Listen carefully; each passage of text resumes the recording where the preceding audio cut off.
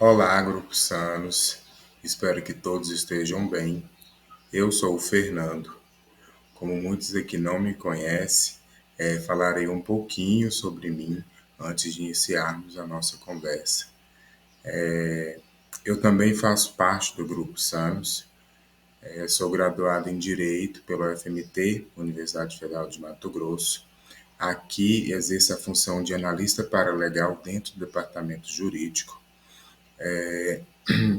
mas também sou advogado, estudante do curso de Ciências Sociais da UFG, Universidade Federal de Goiás, e paralelo a tudo isso, mais na perspectiva de pós-graduação, eu estudo raça, gênero e sexualidade. E todo nesse contexto aí, a Micaela, do Gestão de Pessoas, me procurou para conversar com vocês sobre o 20 de novembro e a celebração da consciência negra. E aqui estou. É, e aí, pessoal, eu refletindo sobre o ambiente que nós estamos, o ambiente empresarial, o ideal seria falar sobre a equidade racial dentro do mercado de trabalho. Porém, é uma conversa muito densa e que requer certas técnicas que não vai ser possível a gente adquirir nessa troca aqui agora. E aí, eu pensando sobre isso, falei, bom, o 20 de novembro é uma data que acho que é uma data nacional, então todos conhecem a data como um acontecimento, né? Em algumas regiões até feriado e etc. Mas não sei se todos conhecem a razão dessa data. E aí, eu pensei em trazer aqui agora para vocês esse cenário. Assim. Vou apresentar para vocês o 20 de novembro e por que essa data foi instituída como o Dia Nacional da Consciência Negra. E aí, pessoal, aqui é o que eu trago para vocês. Eu acho importante eu frisar isso antes da gente iniciar essa conversa. Que o que eu trago aqui para vocês são fatos históricos, não são coisas aleatórias que não têm fonte, que não têm dados. São fatos históricos, são acontecimentos que foram estudados, né? Serve de pesquisa para muitas áreas, inclusive a minha, quando estudo raça, né? Então é importante a gente e são dados históricos, é a história do Brasil sendo recontada, né? E sendo recontada pela voz de algumas pessoas que até há pouco tempo não tinha como contar essa história. Então, eu acho massa. E eu espero que vocês gostem. E aí, vocês me perguntam, mas Fernando, tá, e por que 20 de novembro? É uma data que está oficialmente no nosso calendário desde 2011. E é aquilo que eu falei, em alguns lugares é feriado, né, ou estadual ou municipal, em outros lugares não. Eles só fazem a celebração, ou os órgãos públicos fazem alguma atividade referente a isso, enfim, mas não necessariamente é um feriado. E aí, celebrar, relembrar e brigar pela preservação da memória preta no Brasil durante o mês de novembro vem de muito antes disso. Desde a década de 70, o movimento negro usa essa data atribuída ao dia da morte de Zumbi dos Palmares para reforçar a importância dessa luta. E aí, vocês me questionam agora o quê?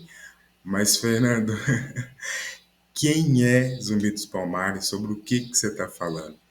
E então eu vou trazer um pouquinho dessa figura aqui para vocês. E aí o nosso tempo não nos permite contar tudo que esse líder foi. Então eu fiz o resumo do resumo do resumo, mas eu acho que está bem explicadinho. Vai dar para a gente ter uma noção aqui nesse bate-papo. O Lindo Zumbi, ele nasceu em 1655, na Serra da Barriga. Hoje é um território do estado de Alagoas. Na época da capitania, era uma capitania, pertencia à capitania de Pernambuco. E aí, nessa região, ficava esse Quilombo dos Palmares. O que é o Quilombo? Quilombo é uma comunidade formada àquela época, né? Hoje ainda existe a figura do Quilombo, mas com descendentes desse pessoal que àquela época eram escravizados, fugitivos das fazendas e das senzalas brasileiras, que ali, naquele espaço, ali naquela comunidade, poderiam viver em liberdade. E aí Zumbi nasceu livre, mas aos 6 anos ele é sequestrado e entregue ao padre português Antônio Melo. Esse padre batiza Zumbi com o nome português de Francisco, né? Ensina a língua portuguesa e a religião católica. Curioso esse fato aqui, porque vocês me perguntam, mas como que batiza ele com o nome português e ensina a língua portuguesa se ele nasceu no Brasil, enfim. Os escravizados foram trazidos da África, que é um continente, e que possui 54 países. Então, cada país tem o seu idioma, a sua cultura, a sua forma de se viver, né? E aí, quando eram trazidos ao Brasil, quando chegavam ao Brasil, muitos deixavam de ter o nome que tinha lá no seu idioma nato e era batizado com o nome português. Então, o Zumbi nasce dentro de um quilombo com o nome dele de africano, falando o idioma de África, né? E aí, quando ele é sequestrado,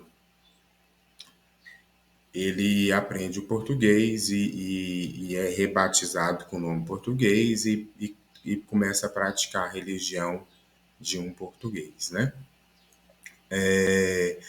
Porém, aos 15 anos, Zumbi conseguiu fugir e retornar ao quilombo onde nasceu. Então, Zumbi foge lá da criação, ele ajudou ainda o padre a celebrar algumas missas, era um padre que viajava muito, né, fazendo introdução da religião e etc. Então, Zumbi seguia ali com ele. E em 1678, essas datas eu fico meio perdido. O Zumbi torna-se líder e aí ele ganha, lá dentro do quilombo, o nome de Zumbi dos Palmares. E aí, em 20 de novembro de 1695, Zumbi foi morto em uma emboscada depois que o bandeirante paulista Domingos Jorge Velho, fortemente armado, invadiu e atacou o quilombo dos Palmares. E aí, pessoal, qual que é o contexto histórico disso que a gente está falando aqui agora? Beleza, Fernando. Então, consciência negra vem aí derivou-se, essa data foi escolhida por ser uma derivação da data da morte de um líder de um quilombo lá na época do Brasil Colônia. Exato. Mas a gente precisa entender agora o contexto histórico dessa época, né? E a luta e a resistência de um povo. Então, entre os séculos XVI e XIX, cerca de 11 milhões de pessoas de diferentes países africanos foram trazidos para as Américas, de maneira forçada como escravizados. E aí é aquilo que a gente falou agora. África é um continente com 54 países. Vieram galera aí de todos esses países, da grande maioria desses países. Teve países em África que conseguiu fugir da colonização, né, da invasão. Mas a sua grande maioria foi invadido e colonizado, e destruído e arrancado todas as riquezas, e enfim. Então, quando no Brasil, o Brasil especificamente recebeu 6 milhões de cidadãos de diferentes países da África. Esse tráfico humano foi tão grande no nosso território brasileiro que tinha lugares assim que o povo preto correspondia a mais de 70% da população. E foi esse trabalho forçado pelos africanos, forçado desses africanos, né, que sustentou os lucros de latifundiários, de fazendeiros, garantiu os produtos para importação, então cana-de-açúcar, café, e muitas criou e educou os filhos dos brancos, né? O que isso significa? Isso tem um significado muito grande, que não é nos ensinado quando a gente vai aprender sobre a história do Brasil, que a economia brasileira ela cresceu dependente do crime da escravidão. Então, esse povo africano trazido para o Brasil foi a base da economia brasileira por 3 séculos. Se, se você parar e refletir sobre isso, é muito louco, né? Eu acho, gente. E aí, galera, a busca por uma vida digna sem a tortura da escravidão foi o que impulsionou a fundação dos quilombos.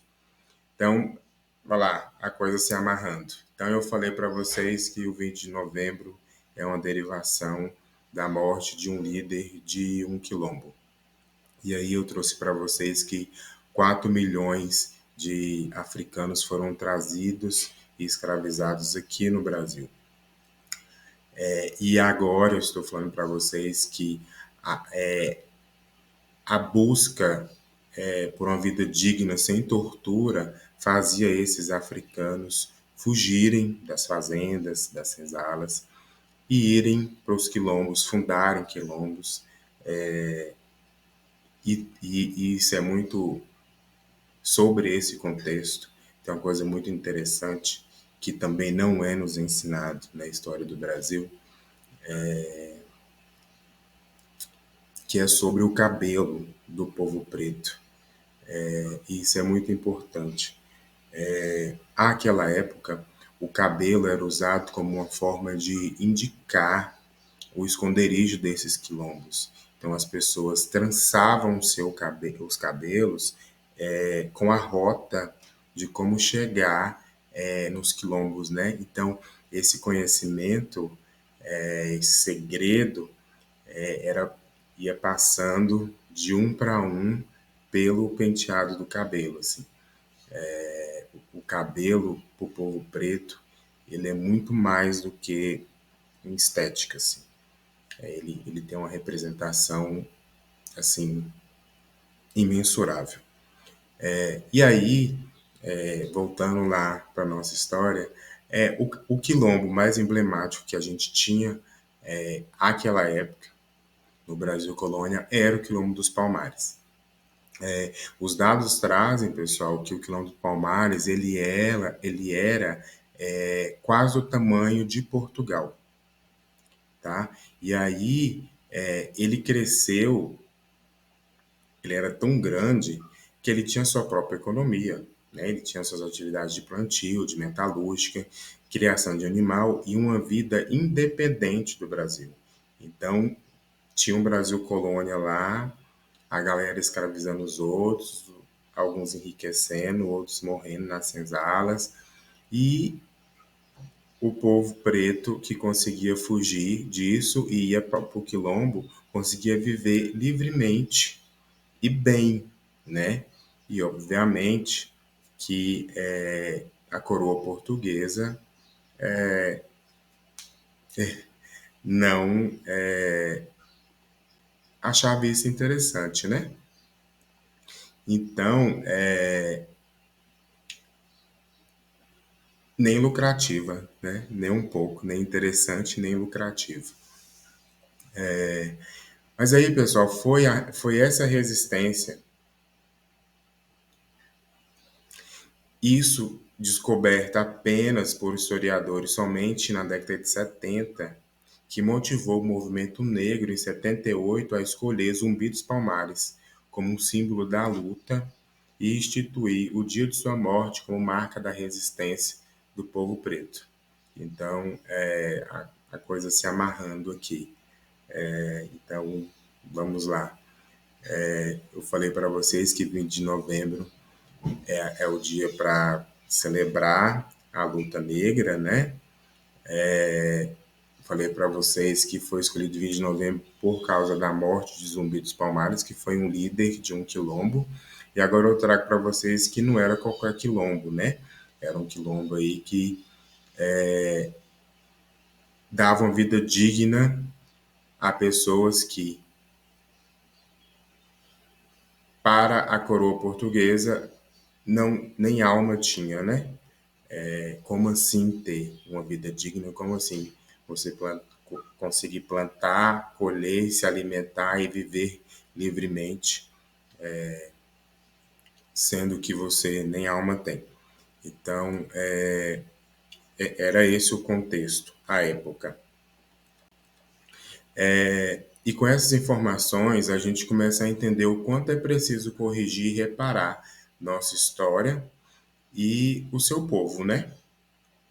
Essa batalha vem de longe e busca inclusão e igualdade em todos os sentidos e níveis. O racismo só vai mudar quando for natural para você e para qualquer outra pessoa ver o povo preto em posição de liderança, representado na vida política, econômica e social no Brasil. E é nesse sentido que hoje a gente está lutando pela igualdade no mercado de trabalho, né? Mas é isso, assim, a nossa luta não é de hoje, os nossos passos vêm de muito longe e aos poucos a gente vai conseguindo.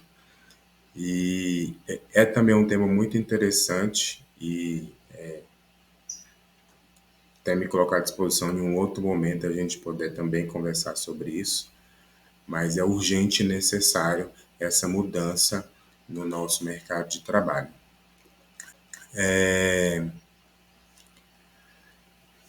Pessoal, se os índices de desemprego, violência, pobreza, pouco acesso à educação e muitos outros problemas estruturais do Brasil atingem a população preta, em sua grande maioria, isso não é coincidência, né? Não é. É a perpetuação de um sistema desigual e injusto que escravizou, excluiu, marginalizou e marginaliza até hoje certos corpos no nosso país. Então, se a gente pensar o Brasil colônia, tudo que eu relatei aqui para vocês agora, com o que a gente tem hoje, só modernizou, né?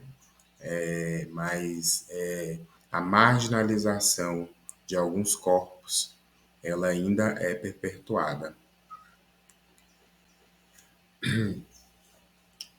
E aí, pessoal, se as bases da economia do mundo capitalista de hoje foram criadas a partir da exploração de povos pretos, corrigir o racismo exige uma revisão histórica das raízes da nossa sociedade, né? uma reparação ao mal que vem sendo perpetuado há gerações. Essa é a importância de você, enquanto aliado na luta antirracista, admitir que para mudar esse cenário, a gente vai ter que mudar muita coisa que está dentro da gente, naturalizada mesmo, e reforçada todos os dias, né, pessoal? Eu, enquanto uma pessoa preta, para eu sentar aqui e conversar isso com vocês, não é que eu recebi isso por osmose. O conhecimento que eu tenho sobre raça é fruto de estudo, né? Então, é isso que falta, assim. Você, enquanto aliado, é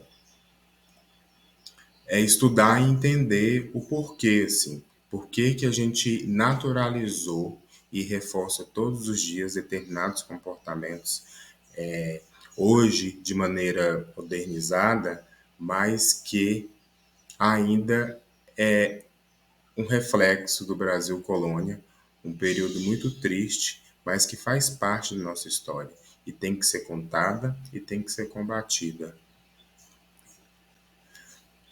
O Dia da Consciência Negra, o 20 de novembro, ele é celebrado agora em novembro, né?